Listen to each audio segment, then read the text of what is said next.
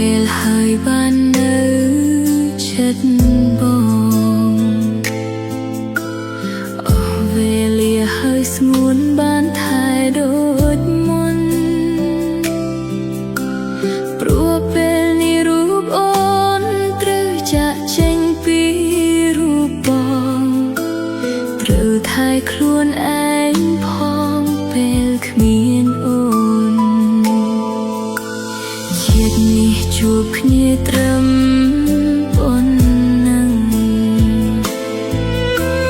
ដល់ពេលហើយដែលយើងត្រូវបែកពីគ្នាព្រោះតែព្រមលិខិត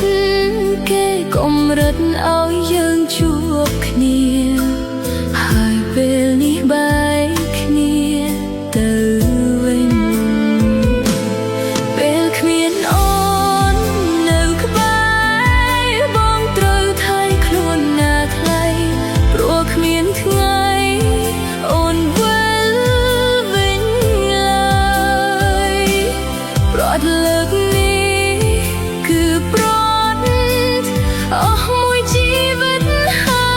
យអស់ពេលហើយនៅមើលថែបងដូចមុនបើសិនមានជាតិក្រោយអូនសុំថែបងម្ដងទៀតមិនឲ្យឃ្លាតដូចជាតិនេះឡើយអោព្រំលីខិតអើយអ្នកកំណាយពេកហើយឲ្យខ្ញុំជួបហើយនៃឲ្យប្រត់ធ្វើអ្វីប្រត់តែកាយចិត្តនៅចាំថ្លៃព្រះអាទិត្យរះថ្មីបងកុំភ្លេចអូនតែបើសិនហត់ខ្លាំងប្រាប់ចិត្តទៅឲ្យបំភ្លេចអូនព្រោះជាតិនេះគ្មានថ្ងៃដូចដើមឡើយ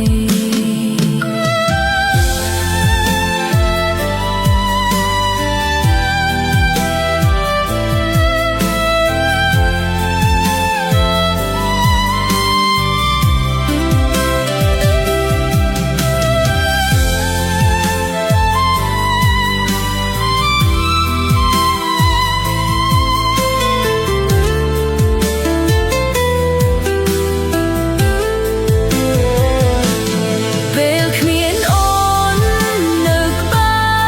របងត្រូវថែខ្លួនណាថ្លៃព្រោះគ្មានថ្ងៃ